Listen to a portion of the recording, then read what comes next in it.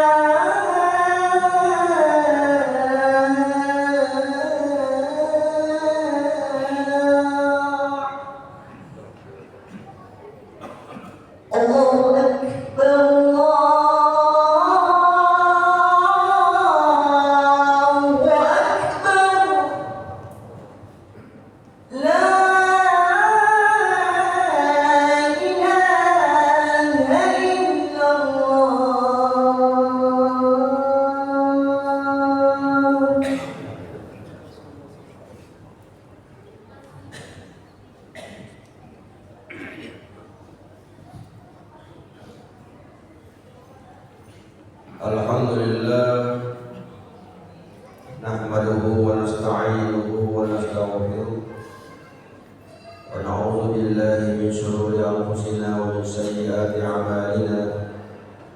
Man yahdihillahu fala mudilla lahu wa man yudlilhu fala hadiya lahu. Asyhadu an la ilaha illallah wahdahu la syarika lahu wa asyhadu anna Muhammadan 'abduhu wa rasuluhu man la nabiyya ba'da. Allahumma shalli wa sallim wa barik ala habibina wa syafi'ina wa maulana Muhammad wa ala alihi wa sahbihi wa man tabi'a hudahu amma ba'd. Wa ya ayyuhal muslimun, usikum wa nafsi taqwallah. Faqad fazal muttaqun. وقد قال الله تعالى في كتابه الكريم وهو أصدق القائلين الشيطان الرجيم وسارعوا إلى مغفرة من ربكم وجنة أرضها السماوات والأرض وعدت للمتقين. صدق الله العظيم وبلغ رسوله الكريم ونحن على ذلك من الشاهدين والشاكرين. ومسلمين جماعة rahimahullah. Rasulullah Shallallahu Alaihi Wasallam pernah bersabda, "Salasun la turfa'u salatuhum fawqa ru'usihim shibra." Ada tiga orang, ada tiga macam manusia. La turfa'u salatuhum, tidak diangkat salatnya, tidak disampaikan salatnya. La turfa'u salatuhum fawqa ru'usihim shibra, tidak diangkat salatnya, dia melewati kepalanya meskipun sejengkal. Artinya salat yang dilakukan itu tidak diantarkan kepada Allah, tidak melewati kepalanya, tidak sampai kepada Allah meskipun hanya sejengkal, tertahan atau tertolak salatnya dan ibadahnya lain. Kenapa saya mengatakan ibadah yang lain? Karena salatu miftahu kulli khairin. Salat itu adalah kunci semua amal kebaikan. Kalau salatnya tertolak, maka yang lain-lain juga akan tertolak. Biar bagaimana puasa, bagaimana itu sedekah, bagaimana itu umrah, bagaimana hajinya, sebanyak apapun yang dilakukan, kalau salatnya tertolak, maka tidak ada kuncinya itu sampai, tidak sampai kepada Allah Subhanahu wa Ta'ala. Namun jika orang memiliki salat yang baik dan tidak melakukan hal-hal yang membuat salatnya tertolak, maka semua amal-amal lain akan diterima oleh Allah Subhanahu wa Ta'ala. Jemaah sekalian, kita perlu memperhatikan hadis ini, karena jangan sampai selama ini kita melaksanakan ibadah, melaksanakan sholat dengan kepercayaan diri bahwa kita ini diterima sholat, tak ternyata tidak. Sampai di akhirat nanti kita cari mana sholatku, mana sembahyangku semua ini, narajinku sembahyang di dunia. Ternyata tidak ada yang sampai ke Allah, tidak melewati kepalanya sejengkal pun sholat itu, hanya tinggal di dunia, tidak sampai ke akhirat. Hadirin jemaah yang berbahagia, yang mana tiga itu yang dimaksud Rasulullah SAW? Yang pertama adalah rajulun amma qauman wa hum lahu karihun. Seseorang yang menjadi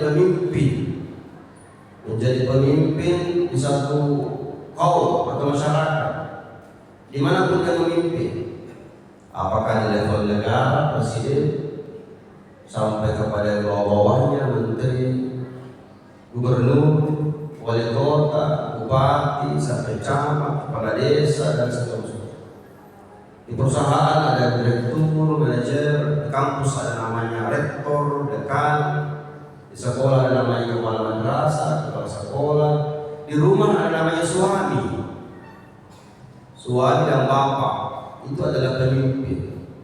Kata Nabi, yang termasuk orang yang tertolak salatnya, tidak sampai kepada Allah Subhanahu wa Ta'ala, adalah seseorang yang memimpin suatu kaum dimanapun, level apapun, wa hum lahu karihun, tapi mereka yang orang dipimpinnya tidak suka kepada pemimpin yang tidak disukai oleh rakyat, pemimpin yang dibenci oleh bawahannya. Yang bagaimana itu? Ya, jadi jangan kita terlalu percaya diri menjadi pemimpin kalau tidak siap untuk menerima resiko kemungkinan kita dimurkai oleh Allah karena kemurkaan rakyat yang kita pimpin. Ketidaksukaannya bawahan kita bisa berefek, bermasalah kepada ibadah kita sendiri.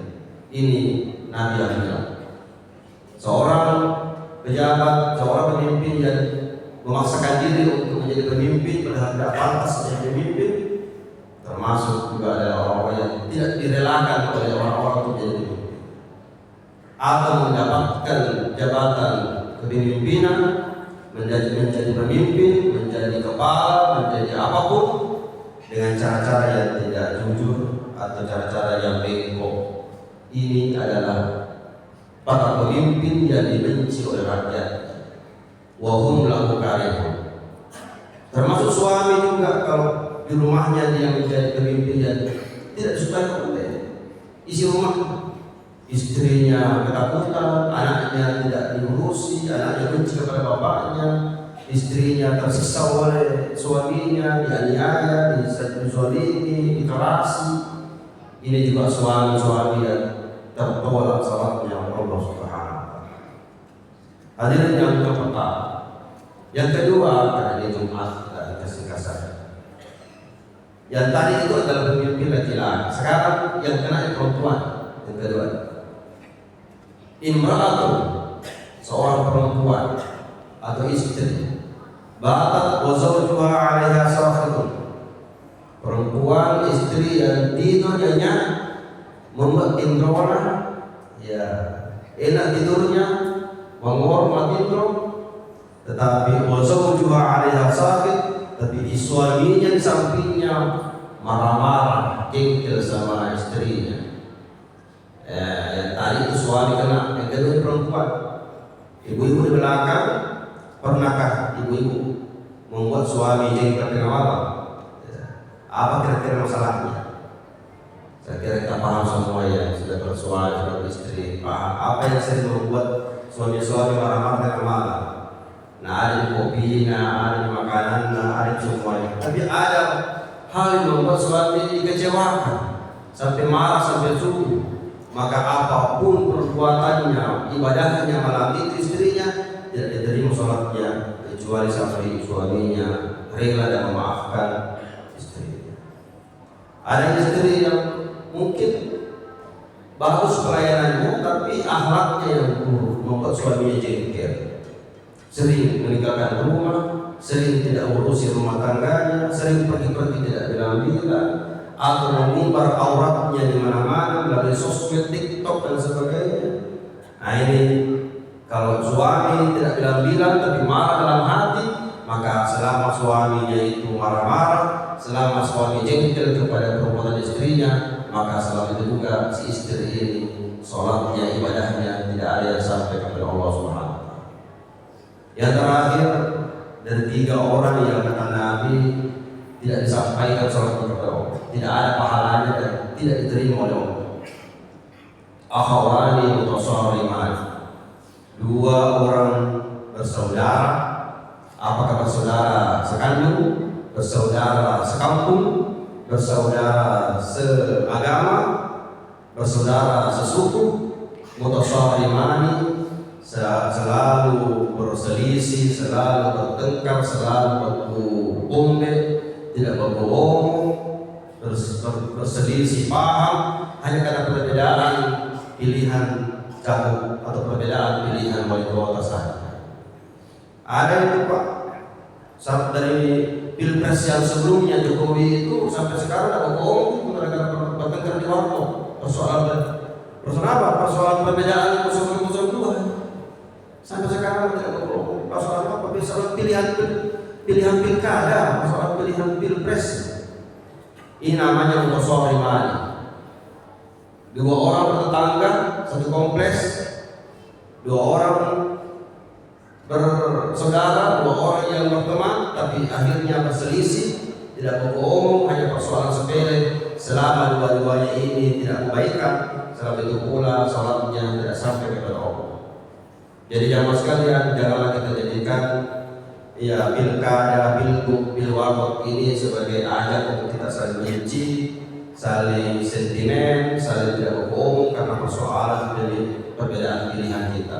Ini hanya sementara, kita hanya memilih pemimpin saja yang sebenarnya orang baik semua. Hanya kita milih yang terbaik antara yang baik-baik. Yang termasuk di antara 3 orang yang salatnya sia-sia, tidak diterima oleh Allah. Siapa itu? Yang pertama, pemimpin suatu kaum, tapi ternyata orang yang dipimpinnya tidak suka, tidak rela dipimpin orang. Itu menjadi pemimpin yang otoriter dan tidak memberikan pelayanan kepada rakyat. Yang kedua adalah istri yang tidak melayani pada suaminya, istri yang mengecewakan, istri yang bikin jengkel suaminya. Selama suaminya jengkel, suaminya marah, maka selama itu pula istri ini beresiko salatnya tidak sampai kepada Allah. Dan terakhir adalah dua orang yang tidak berbohong, dua orang yang berselisih, itu juga sembahyangnya siapa? Sembahyangnya apapun tidak sampai kepada Allah. Maka pada hari ini, Jumat ini, mari kita saling bersilaturahim, saling memaafkan, berbaikan. Jangan sampai usia kita sampai ajalnya ternyata amal kita belum sampai kepada Allah Subhanahu wa taala. Nauzubillah. Demikian, semoga ada manfaatnya dan Tuhan yang mohon dimaafkan.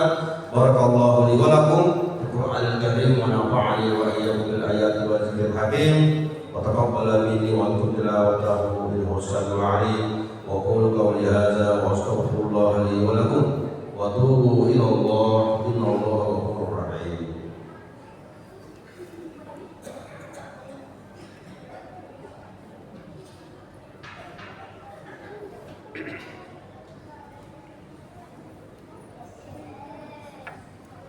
Alhamdulillah hamdan katsiran kama amara. Asyhadu an la ilaha illallah wahdahu la syarika lahu wa liman jahada wa kafara. Wa asyhadu anna sayyidana Muhammadan abduhu wa rasuluhu sayyidul khalaiqi wal bashar. Allahumma shalli wa sallim ala habibina wa syafi'ina wa maulana Muhammad wa ala alihi wa ashabihi masalihil rabb. Amma ba'd. Fa ya ayyuhal muslimun ittaqullah wa qad khayra 'alamin turhamun. Ittaqullah yusikum lakum wa qulul khabar wa antahu 'amma nahaa 'anhu wa zajar wa 'alamu anna Allah ta'ala amarakum bil madafi nafsi wa sanna bi malaikatihi qudus wa qala ta'ala inna Allah wa malaikatahu yusalluna 'alan nabi ya ayyuhalladzina amanu sallu 'alaihi wa sallimu taslima. Allahumma shalli wa sallim ala sayyidina Muhammad wa ala ali sayyidina Muhammad kama shallaita wa sallamta ala sayyidina Ibrahim wa ala ali sayyidina Ibrahim fil alamin innaka Hamidum Majid. Allahumma ighfir lil muslimina wal muslimat wal mu'minina wal mu'minat al ahya'i minhum wal amwat innaka sami'un qaribun mujibud da'wat ya rabbal alamin. Rabbana la tuzigh qulubana ba'da idh hadaytana wa hab lana min ladunka rahmah innaka antal wahhab. Rabbana hab lana min azwajina wa dhurriyyatina qurrata a'yun waj'alna lil muttaqina imama. Rabbana wa la tuhammilna ma la taqata lana wa'fu 'anna waghfir lana warhamna anta maulana wansurna 'alal qawmil kafirin. Rabbana atina fid dunya hasanah wa fil akhirati hasanah wa qina 'adzabannar. Ibadallah, innallaha ya'murukum bil ihsani wa ita'i dzil qurba wa yanha 'anil fahsya'i wal munkari wal baghi ya'izukum la'allakum tadhakkarun. Fadhkurullaha al-'azima yazkurkum washkuruhu 'ala ni'amihi yazidukum was'aluhu min fadlihi yu'tikum